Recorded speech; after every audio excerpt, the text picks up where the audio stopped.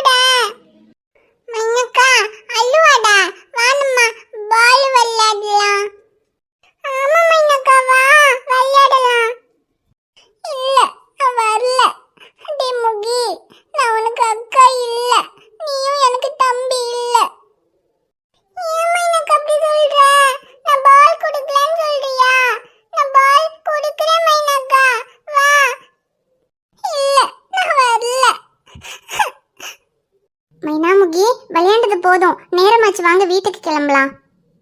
மைனா ஏன் எழுதிட்டு இருக்க? டி முகி, அக்காவை தான் சொன்னியாடா? அவ ஏன் அழறா? நான் எதுவுமே சொல்லலம்மா. நாங்க பால் விளையாடிட்டு இருந்தோமா, அப்ப பால் வேகமா தூக்கி போட்டுட்டேன். அதான் மைனா விளையாட வர மாட்டேன்னு அழுதுட்டு இருக்கா. ஐயோ, இவ்வளவுதானா? இதுக்கு தான் மைனா அழுதுகிட்டு இருக்கியா? நான் கூட பயந்தே போயிட்டேன். சரி போட்டும் விடு. சரி விளையாண்டது போதும், நம்ம வீட்டுக்கு போலாம். வா மைனா. முகி வாடா போலாம். இல்ல, நான் ஒண்ணும் வரல. வரலையா? என் மைனா, நேரம் ஆகுது, மழை வேற வர மாதிரி இருக்கு. உன் அப்பா கிளம்பலான்னு சொல்லிட்டு இருக்காரு. விளையாண்டதெல்லாம் போதும். ரியா பாப்பா கூட விளையாடணுன்றதுக்காக தான் வரலன்னு சொல்றியா? அதெல்லாம் அப்புறமா விளையாண்டுக்கலாம். வா, முதல்ல வீட்டுக்கு போலாம். இல்ல, நான் வர மாட்டேன். அது ஒண்ணும் என் வீடு இல்ல. நீங்களும் என் அம்மா அப்பா இல்ல. நான் வர மாட்டேன்.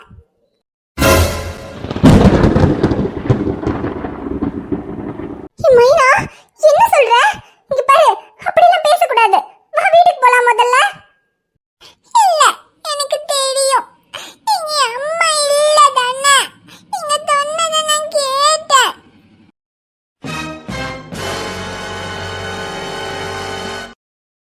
மைனா, அப்படிலாம் எதுவும் இல்ல. நான் உன் அம்மா இல்லைன்னு யார் சொன்னா? இங்க பாரு, நான் தான் உன் அம்மா. நீ எங்க குழந்தைதான். நாங்க வேற என்னமோ பேசிக்கிட்டு இருந்தோம். அதை கேட்டுட்டு இப்படியெல்லாம் யோசிக்காத மைனா. அதெல்லாம் எதுவும் இல்ல. இல்ல, நீங்க போய் சொல்லுவீங்க. நான் கேட்டேன். நீங்க தான் சொன்னீங்க. நீங்க மைனா எங்க குழந்தை இல்ல, நாங்க தத்தெடுத்து தான் வளர்த்தோம் சொன்னீங்க. அப்ப நான் உங்க குழந்தை இல்ல தானே? என்ன, ஏதோ ஆசிரமத்துல இருந்து தானே தத்தெடுத்தீங்க. நான் உங்க குழந்தை இல்ல தானே? எனக்கு தெரியும். அப்பனா எனக்கு யாருமே இல்லையா? நானு அனாதையா? ஐயோ மைனா, ஏன் மைனா அப்படிலாம் சொல்ற? அப்படியெல்லாம் எதுவும் இல்ல மைனா. நீ எங்க குழந்தைதான். கையல் போலாமா? சக்தி, கையல் என்னாச்சு? ஏன் அழுதுட்டு இருக்க? சக்தி, இத்தனை வருஷம் எந்த உண்மை மைனாக்கு தெரியக்கூடாதுன்னு நினைச்சிட்டு இருந்தோமோ அது மைனாக்கு தெரிஞ்சிருச்சு சக்தி. கையல் என்ன சொல்ற? அம்மா சக்தி, நான் சீதா ஐஷு அம்மாச்சி எல்லாரும் பேசிட்டு இருந்தோம். அப்போ ஒரு பேச்சுல மைனாவை நம்ம தத்தெடுத்து தான் வளர்த்துக்கிட்டு இருக்கோம், அவன் நம்ம குழந்தை இல்லைன்னு பேசிட்டு இருந்தோம். அதை மைனா கேட்டுட்டா சக்தி. ஏய், என்ன சொல்ற கையல்? இப்ப எதுக்கு தேவையில்லாம அதையெல்லாம் பேசிட்டு இருந்தீங்க? சரி, அது எப்படி மைனா கேட்டா? ஐயோ, எனக்கு தெரியல சக்தி. நாங்க பேசிட்டு இருந்தப்போ தெரியாம அம்மாச்சி தான் மைனா நம்ம தத்தெடுத்த குழந்தைன்ற விஷயத்த தெரியாம சொல்லிட்டாங்க. அதனால நான் அதை பத்தி சீதா கிட்ட சொல்லிட்டு இருந்தேன். அவ எப்படி கேட்டான்னு எனக்கு தெரியல சக்தி. ஆனா இப்ப வீட்டுக்கு போலாம் வான்னு கூப்பிடும்போது நான் வரமாட்டேன், அது ஒன்றும் என் வீடு இல்ல, நீங்க என் அம்மா அப்பா இல்ல, என்ன ஆசிரமத்துல இருந்து தத்தெடுத்து தானே வளர்த்துக்கிட்டு இருக்கீங்கன்னு சொல்றா சக்தி. ஷோ, கையல், உனக்கு அறிவு இருக்கா? அவங்க ஏதோ வயசானவங்க தெரியாம உளறாங்கன்னா அதை கூட மைனா பெருசா எடுத்திருந்திருக்க மாட்டா. அதை நம்ம ஏதாவது சொல்லி சமாளிச்சிருந்திருக்கலாம். ஆனா உன் வாயில நீங்க எதுக்கு மைனாவை நம்ம தத்தெடுத்து தான் வளர்த்துக்கிட்டு இருக்கோம் சொல்றதுக்கு நின்ன. அதை கேட்டுட்டு தான் இப்ப அவ அம்மா அப்பா இல்லைன்னு சொல்லிட்டு இருக்கா.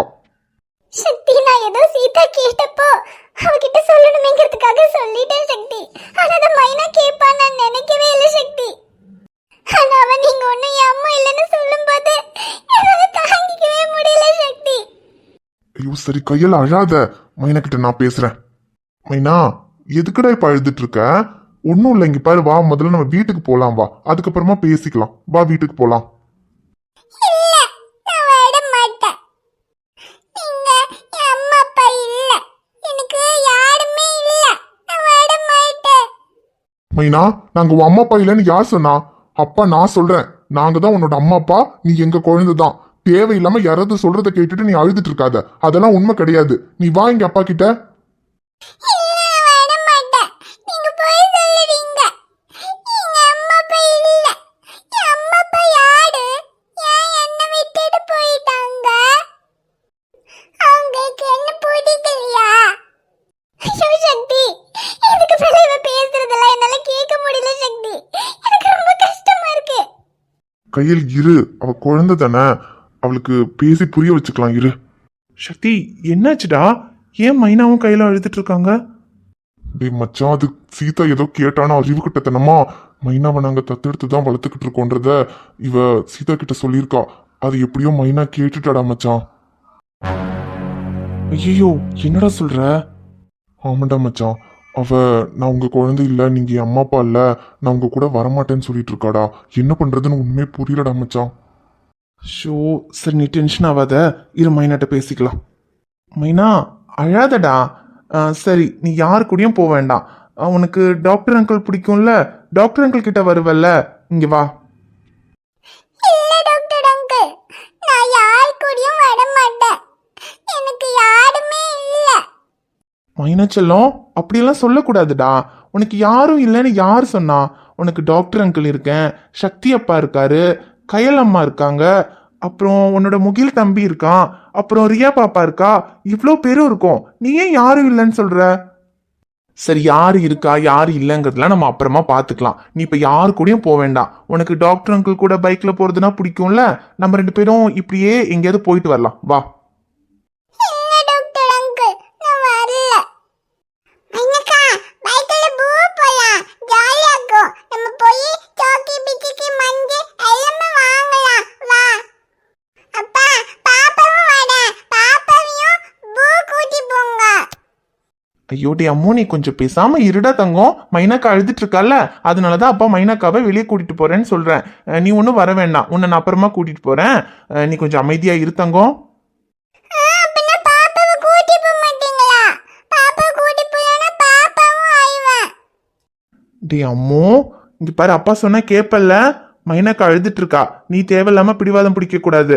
முதல்ல மைனாக்கா அழுகை நிறுத்திட்டோம், அதுக்கப்புறமா நான் உன்னை வெளியே கூட்டிட்டு போறேன். நீ கொஞ்சம் பேசாம இரு அம்மோ. அப்பா திட்டிட்டாங்க, அப்பா கூட பேச மாட்டேன்.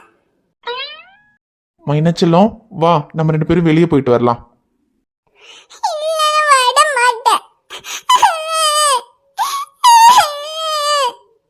ஐயோ மைனா, அழாத மைனா, சொன்னா புரிஞ்சுக்கோ, நாங்க தான் உன்னோட அம்மா அப்பா. கையல், ஃபீல் பண்ணாத. இப்ப நீ சொல்றதெல்லாம் அவளுக்கு புரியாது. அவ ரொம்ப மைண்ட் டிஸ்டர்ப் ஆயிருக்கா. டேய் மச்சான், மைனா இப்படியெல்லாம் பேசும்போது எனக்கே ரொம்ப கஷ்டமா தாண்டா இருக்கு. என்ன ஆனாலும் சரி, இந்த உண்மை மட்டும் மைனாக்கு எப்பவுமே தெரியக்கூடாதுன்னு தாண்டா ரொம்ப கவனமா இருந்தோம். ஆனா இப்போ அதுவே அவளுக்கு தெரிஞ்சிருச்சு. இதுக்கப்புறம் அவ எப்படிடா எங்களை அம்மா அப்பாவை ஏத்துப்பா?